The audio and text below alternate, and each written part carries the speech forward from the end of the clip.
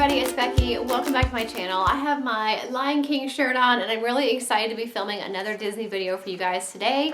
I actually have a video today about 5 things that are definitely worth your money at Disney World, and then on Friday I'll have a video 5 things that are not worth spending your money on at Disney World. So make sure that you stay tuned for that video. But today I'm going to be talking about the top 5 things that in my opinion are definitely worth your money at Disney World. Of course, everybody's going to have their own opinion and perspective on what's worth the money at Disney and what's not. This is just my opinion and my perspective from somebody who's gone to Disney pretty much every year since I was 9 years old, and kind of what I have learned, what I think that is worth your money and what's not, and what I definitely spend my money on. And I'm pretty stingy with my money. Like, we want to go to Disney every year, but I don't want to spend money on things that I don't feel are worth it. But I don't mind to spend the money if I feel like it is worth it. So this is just kind of me telling you, for your next Disney trip or your first Disney trip, some of these things you may want to consider spending your money on. First thing is staying on Disney property. I know this is kind of like an age-old dispute about people that either swear that they would just rather stay off property and get a big rental house that may be cheaper than what they would spend at a Disney resort, and that may be true. Or maybe they want to go to, you know, a hotel that's a lot cheaper, just a bargain hotel. They don't care where they stay as long as they can just go to Disney during the day and then go back to their hotel at night. They have no care. They don't care about the hotel at all. For me personally, the resort is honestly just as important to me, if not even a little bit more important to me than the park. Not because we're spending just a ton of time at the resort, but when I'm there, I really like to be immersed in Disney magic all the time, 24/7, from the time I wake up to the time I go to sleep. I want to be on Disney property. I want to be part of that Disney theming, that Disney magic. And I'm not going to get that driving off property every night to go back to a different hotel or wherever you're staying off property. That's not going to happen for me, and that is a huge part of the trip for me, is staying on property. We always stay at the same resort. They always say welcome home, and it truly does feel like home. So to think about staying somewhere else off property just to save a little bit of money really does not appeal to me. So I personally think if you can at all afford it, it is worth going to Disney and staying on property. They give you some options so that you can try to find something in your budget. They do have value resorts, which are the least expensive, moderate resorts, which are a little bit more, but then they have deluxe resorts that are like the top, most expensive rooms you can get. There are tons of options in each of those categories, but I truly feel like it's a huge part of the Disney experience, and I personally feel like it's worth spending the money on. Plus, there are some perks that you get by staying on Disney property that you wouldn't get if you stayed off property, such as free transportation. You're going to have free Disney buses to and from the resorts to the parks to Disney Springs. You're going to have water transportation from some resorts to certain parks. You're going to have the Skyliner system, which is opening later this summer, which is going to connect some of the parks with some of the resorts. And then you can also pay if you want to take a minivan or an Uber. But there are free transportation options that you get within the Disney property if you're a Disney Resort guest. You also have the benefit of extra magic hours, meaning that there is a certain park each day that opens early and or stays open late. And so you're getting extra time in the park that non-resort guests are not getting. So you're getting extra, basically more bang for your buck, because you're getting more park time that's included when you stay on Disney property. So I just really feel like it's a huge part of the experience, and it makes it a lot easier, in my opinion, to relax and just be on vacation when I'm on Disney property the entire time. So I definitely feel like staying on Disney property is worth the money, even though it can be quite expensive. The second thing at Disney that I think is worth the extra money is eating at some nicer restaurants. Does that mean that you have to eat every single meal at a, super expensive restaurant? No, there are definitely a lot of cheaper options and ways to eat on the cheap at Disney, but I do feel like Disney has such great food and some really great restaurants that you're going to miss out on if you don't go to any of the nicer places like Hollywood Brown Derby at Hollywood Studios or Le Cellier at Epcot. Those are just 2 of our favorite kind of higher end, pricier restaurants, but they are super good, and I think they are worth the extra money. Now, you can offset that by having maybe a cheaper lunch or having a big breakfast, skipping lunch, and then maybe spending a little bit more at dinner. Also, some of the restaurants are cheaper at lunch than they are at dinner, so maybe you have a sit-down meal, but maybe you go at lunchtime instead of dinner time. There are some ways to make it cheaper, and I definitely feel like it's worth it and going to add to your experience if you're adding in a couple of these really nice restaurants and getting some nice meals when you're there. Another thing that I think is worth the money at Disney is some of their experiences. There are tons of things that you can do on Disney property that do cost you extra money, unfortunately, but I feel like they're worth it, and they definitely add to the memories of your family vacations when you do some of these things. So just a couple of things that we have done or continue to do with both girls at different times. We've done the Bibbidi Bobbidi Boutique, where they get all dressed up in princess dresses and they do their hair and makeup, and it's just a really fun experience. They both, I feel like, are not interested in that anymore, but we've done it a couple times with each child, so that was really fun.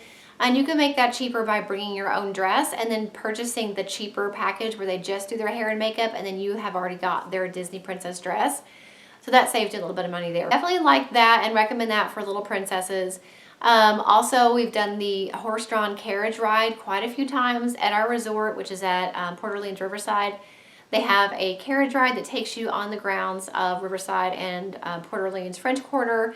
That's really fun. We've rented like the bicycle for $6, whatever it's called, like the Surrey. We've done that. My husband and my oldest had rented a speedboat at one point. We've done horseback riding. We've done pony rides. So we definitely don't do all of those things in one trip, but make a list of some of the things that Disney has to offer that may cost you some extra money, and then go over with your family like, okay, what do we want to do first? Do we want to go horseback riding? Do the girls want to do Bibbidi Bobbidi Boutique? Or maybe your little boys want to do the pirate experience at Magic Kingdom and get like pirate makeup done. There's all different options, so play around on the recreation page at disneyworld.com and see all the different things you can do, and then prioritize your list and say, okay, maybe this year we're going to do speedboats, and next year we're going to do horseback riding, and then we're going to add in a carriage ride. Depending on your budget, you can add as many of those things at once as you can, or you can kind of space them out. But I do really feel like they add a lot of value and magic and memories to your trip when you do put those little things in here and there. Another thing I think is worth the extra money at Disney, and again, this is kind of controversial, just like the staying on property versus staying off property, but that would be getting park hopper passes for your park admission. I know some people say that you don't need them because especially if you're staying a little bit of a longer time, you can just go to one park per day. But I really like to have flexibility in my vacation. Sometimes planning a Disney vacation is a little bit of an Olympic sport. You've got to have like a coordination involved and kind of a sequence that things have to be done. If you're staying on property, you get to make your fast passes 60 days in advance. If you're staying off property, it's 30. You've got to make your dining reservations as soon as 6 months in advance. Like all of these things, you kind of have to coordinate like a dance. And when I'm down on vacation, even though I have plans and I kind of have an idea of where we're going on what day, I like having flexibility. I like having options. If there's a park that's just super busy or super hot and we want to leave and go somewhere else to ride something else or eat somewhere else, we can leave, go and do what we want, maybe go back to that other park later, or we can go to one park in the first part of the day, and then the second part of the day we can go to whichever park has the late night extra magic hours and stay there until 12 or 1 o'clock in the morning and get more rides done then. Like, it just gives you a lot of options and flexibility that you're not going to have if you don't have the park hopper option. In the grand scheme of the Disney vacation, they're not that much more expensive to add the park hopping option on your ticket versus a base price ticket. It really is not a significant difference. So I personally feel like it's worth the extra money to give me that flexibility that I'm wanting and those options that I like to have. One thing to keep in mind though, if you are staying on Disney property, you are able to make 3 fast passes for each day of your trip 60 days in advance of your trip. And if you're staying off property, it's 30 days in advance of your trip. So but make sure you know that when you're making those fast passes, those 3 fast passes before you ever leave home, those 3 fast passes have to be at the same park. So if you're planning to go to Snow White's Mine Train and you want to get a fast pass for that, then your other 2 fast passes you get for that day are going to have to be at Magic Kingdom because Snow White is at Magic Kingdom. Same thing if you want to go ride Test Track at Epcot and you're going to get a fast pass for Test Track, then your other 2 fast passes that you're going to get in advance have to also be at Epcot. Now once those 3 fast passes have been used, once you're at Disney, then you can go add more fast passes on your phone through the My Disney Experience app, or you can go to one of the fast pass kiosks at the park and get a different fast pass. But those 3 fast passes that you make in advance of your trip, they all have to be at the same park. You can't mix and match. And the 5th thing that I think is definitely worth your money when you go to Disney World is renting a good quality, comfortable stroller. We have taken strollers for the girls for years. We even took strollers for them when they were really too old for strollers here at home and didn't use one here at home. We would still rent a stroller for them as long as we could find one that would fit their height and their weight, because it is a lot of walking at Disney. You are pulling this kid behind you for, 10,000, 15,000, 20,000 steps a day with a child who may or may not be used to that at home, and you're expecting them to keep up, you're expecting them to not tire out throughout the day and to get to certain fast passes or reservations on time, and it's really hard if you have a kid that you're just trying to do that on foot. It's a lot easier if they have a stroller. They can go and take a nap, they can sit down and rest, you can kind of push them through crowds so they don't get overwhelmed by thinking they're going to get lost. All of those things that may happen if you have a kid that's just walking. It is so much easier to have a kid in a stroller. And we learned the hard way. Like I said, we would get a stroller when we were at Disney, even though the girls didn't even have a stroller here at home anymore. I would rent one when we got to Disney World. And I made the mistake of renting one from a company that I thought was going to be a good idea. I actually did a video about this like 3 years ago. It was a nightmare. They gave us a broken stroller and they tried to keep charging my card and all this stuff. I ended up switching over to Kingdom strollers that year and then the year after that, and the difference was literally night and day. Kingdom Strollers is a stroller rental company that is not part of Disney, but they are authorized to bring that stroller directly to your Disney resort at the Bell Service stand, where all you have to do is go and pick it up when you get to Disney World at your resort, and then when you leave, you can drop it back off at Bell Services. And even if you're not staying at a Disney resort, they can deliver to any of the resorts, hotels, vacation homes, wherever you want to stay. They can bring that stroller directly to you, and then you just drop it off at your hotel when you're done with it at the end of your trip. Renting from Kingdom Strollers is cheaper than renting one from Disney, depending on how long you stay, and they are so much more comfortable than those hard plastic ones that you're gonna get from Disney World. Another thing is you can't take a Disney stroller out of the park. So if you're at Magic Kingdom and you rent a stroller from Magic Kingdom and you want to go to Disney Springs later and you want access to a stroller, you can't take that stroller out of Magic Kingdom. It has to stay there. If you rent from Kingdom Strollers, you can take it wherever you want. You can take it to any of the parks, you can take it to Disney Springs, you can take it to the mall in Florida, wherever you want to go. That stroller is yours to use wherever you are until your trip is over. So that's another benefit of renting from Kingdom Strollers versus getting one from Disney, other than the fact that the ones from Disney are super hard plastic, barely any cover over them at all, and just very uncomfortable. Renting a stroller from Kingdom Strollers is also a great idea if you are flying and you want to have access to a stroller when you get to Disney World, but you don't necessarily want to have one to deal with in the airport. Then just rent it from Kingdom Strollers online and then pick it up at your resort once you arrive, and don't worry about having to bring a stroller from home. Another good thing about that is Disney has recently actually changed their stroller specifications, like as far as the size of stroller that you can bring in.